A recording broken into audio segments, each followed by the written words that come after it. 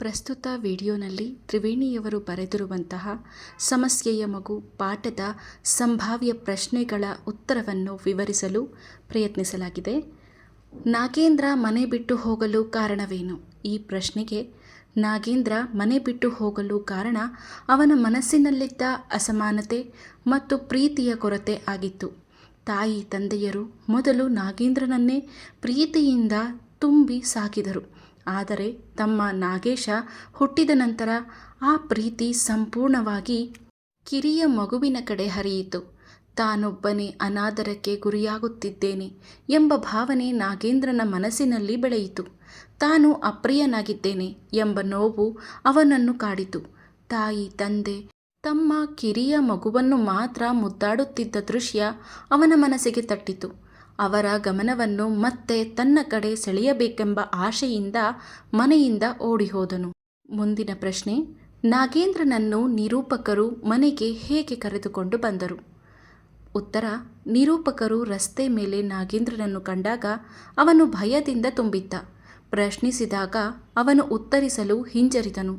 ನಿರೂಪಕರು ಅವನಿಗೆ ಕರುಣೆ ತೋರಿ ಮಾತಿನಿಂದ ಮನವರಿಕೆ ಮಾಡಿ ಪೊಲೀಸರು ಹಿಡಿಯುವರು ಎಂದು ಹೇಳಿ ಭಯ ಹುಟ್ಟಿಸಿದರು.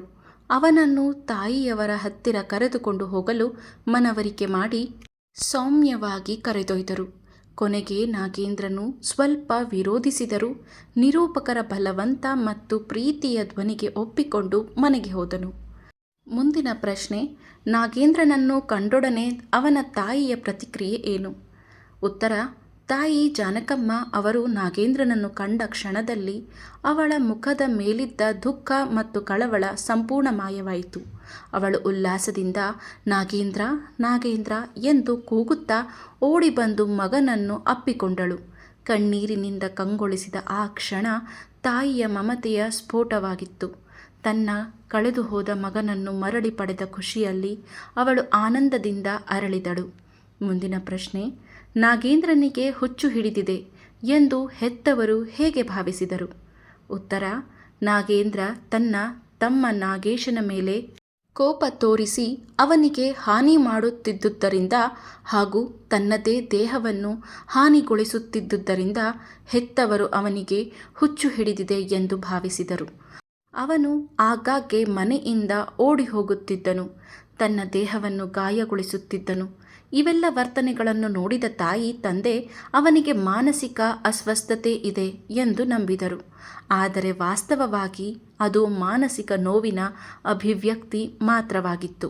ಮುಂದಿನ ಪ್ರಶ್ನೆ: ನಾಗೇಂದ್ರನ ಮನದ ನೋವನ್ನು ನಿರೂಪಕರು ಗುರುತಿಸಿದ ಬಗೆ ಹೇಗೆ? ಉತ್ತರ: ನಿರೂಪಕರು ನಾಗೇಂದ್ರನ ಕಣ್ಣುಗಳಲ್ಲಿ ಆಳವಾದ ನೋವನ್ನು ಗುರುತಿಸಿದರು. ಆ ಕಣ್ಣುಗಳಲ್ಲಿ ಹುಚ್ಚು ಅಲ್ಲ, ಮೂಕ ವೇದನೆ ತುಂಬಿಕೊಂಡಿತ್ತು. ನಿರೂಪಕರು ಅವನ ವರ್ತನೆಯ ಹಿಂದೆ ತಾಯಿ ತಂದೆಯ ಪಕ್ಷಪಾತಮಯ ಪ್ರೀತಿ ಇದೆ ಎಂದು ತಿಳಿದುಕೊಂಡರು. ಅವರು ಗಮನಿಸಿದಂತೆ ನಾಗೇಂದ್ರನ ಮನಸ್ಸು ಮತ್ಸರದಿಂದ ತಿನ್ನಲ್ಪಟ್ಟಿತ್ತು. ತಾನು ಅಪ್ರಿಯನಾಗಿದ್ದೇನೆ ಎಂಬ ಭಾವನೆ ಅವನ ಮನಸ್ಸು ಹಾಳು ಮಾಡಿತ್ತು. ನಿರೂಪಕರು ಈ ಸಮಸ್ಯೆಯನ್ನು ಮನೋವೈಜ್ಞಾನಿಕ ದೃಷ್ಟಿಯಿಂದ ಅರ್ಥ ಮಾಡಿಕೊಂಡರು. ಮುಂದಿನ ಪ್ರಶ್ನೆ: ನಾಗೇಶನನ್ನು ಕಂಡರೆ ನಾಗೇಂದ್ರನಿಗೆ ಏಕೆ ಕೋಪ ಬರುತ್ತಿತ್ತು? ಉತ್ತರ: ನಾಗೇಶ ತಾಯಿ ತಂದೆಯ ಪ್ರೀತಿ ಮತ್ತು ಮಮತೆಯನ್ನು ಕಸಿದುಕೊಂಡಿದ್ದಾನೆ ಎಂಬ ಭಾವನೆ ನಾಗೇಂದ್ರನ ಮನಸ್ಸಿನಲ್ಲಿ ಬೆಳೆದಿತ್ತು. ತಾನೇ ಮೊದಲು ಪ್ರೀತಿಯ ಕೇಂದ್ರವಾಗಿದ್ದೆ. ಈಗ ತಾಯಿ ತಂದೆಯರ ಪ್ರೀತಿ ತಮ್ಮನ ಕಡೆ ಹರಿಯುತ್ತಿರುವುದರಿಂದ ಅವನಲ್ಲಿ ಮತ್ಸರ ಉಂಟಾಯಿತು. ತಾನು ಬದಿಗೊಂಡು ಹೋಗುತ್ತಿದ್ದೇನೆ ಎಂಬ ನೋವಿನಿಂದ ನಾಗೇಶನನ್ನು ಶತ್ರುವಿನಂತೆ ಕಾಣುತ್ತಿದ್ದನು. ಈ ಕಾರಣದಿಂದ ಅವನನ್ನು ಕಂಡಾಗ ಕೋಪದಿಂದ ಉನ್ಮಾದನಾಗುತ್ತಿದ್ದನು.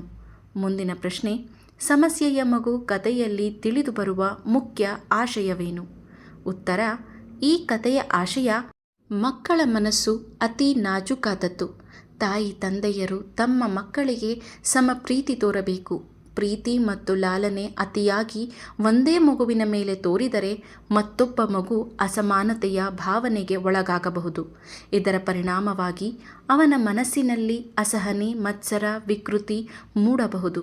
ಅತಿ ಪ್ರೀತಿ ಹಾಗೂ ಪಕ್ಷಪಾತವು ಮಗುವಿನ ಮಾನಸಿಕ ಬೆಳವಣಿಗೆಗೆ ಅಪಾಯಕಾರಿಯಾಗಿದೆ ಎಂಬುವುದು ಈ ಕಥೆಯ ಮೂಲ ಸಂದೇಶ. ಮುಂದಿನ ಪ್ರಶ್ನೆ, ನಿರೂಪಕರು ನಾಗೇಂದ್ರನ ಸಮಸ್ಯೆಯನ್ನು ಬಗೆಹರಿಸಿದ ರೀತಿಯನ್ನು ವಿವರಿಸಿ. ಉತ್ತರ: ನಿರೂಪಕರು ನಾಗೇಂದ್ರನ ಸಮಸ್ಯೆಯನ್ನು ಮನೋವೈಜ್ಞಾನಿಕ ದೃಷ್ಟಿಯಿಂದ ವಿಶ್ಲೇಷಿಸಿದರು. ಅವನ ವರ್ತನೆಯ ಹಿಂದೆ ಇದ್ದ ಅಸಮಾನ ಪ್ರೀತಿಯೇ ಕಾರಣ ಎಂದು ಅರಿತು ತಂದೆ ಗೋಪಾಲರಾಯರಿಗೆ ಸ್ಪಷ್ಟವಾಗಿ ತಿಳಿಸಿದರು. ಅವರು ಹೇಳಿದರು, ನೀವು ನಾಗೇಂದ್ರನನ್ನು ಹೆಚ್ಚು ಮುದ್ದಿಸಿದ್ದು ತಪ್ಪಾಗಿದೆ. ಈಗ ಕಿರಿಯ ಮಗನನ್ನು ಹೆಚ್ಚಾಗಿ ಮುದ್ದಿಸುವುದು ಮತ್ತೊಂದು ತಪ್ಪು. ಇಬ್ಬರಿಗೂ ಸಮಾನ ಪ್ರೀತಿ ತೋರಬೇಕು. ನಿರೂಪಕರ ಸಲಹೆಯಿಂದ ಗೋಪಾಲರಾಯರು ತಮ್ಮ ವರ್ತನೆಯನ್ನು ತಿದ್ದಿಕೊಂಡರು.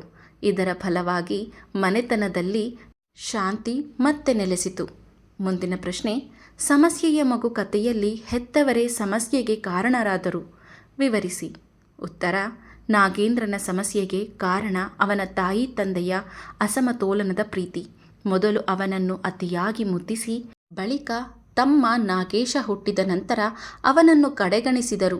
ಈ ಬದಲಾವಣೆ ಮಗುವಿನ ಮನಸ್ಸಿಗೆ ದೊಡ್ಡ ಹೊಡೆತ ನೀಡಿತು. ತಾಯಿ ತಂದೆಯರು ತನ್ನ ನೋವನ್ನು ಅರ್ಥ ಮಾಡಿಕೊಳ್ಳಲಿಲ್ಲ. ಬದಲಿಗೆ ಅವನಿಗೆ ಹುಚ್ಚು ಎಂಬ ಟ್ಯಾಗ್ ಹಾಕಿದರು. ಅವರ ಅಜ್ಞಾನ, ಅತಿ ಪ್ರೀತಿ ಮತ್ತು ಪಕ್ಷಪಾತ ನಾಗೇಂದ್ರನ ಸಮಸ್ಯೆಗೆ ಮೂಲ ಕಾರಣಗಳಾದವು.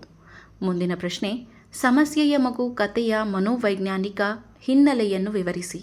ಉತ್ತರ: ಈ ಕಥೆ ಸಂಪೂರ್ಣವಾಗಿ ಬಾಲ ಮನೋವಿಜ್ಞಾನದ ನೆಲೆಯಲ್ಲಿ ನಿಂತಿದೆ.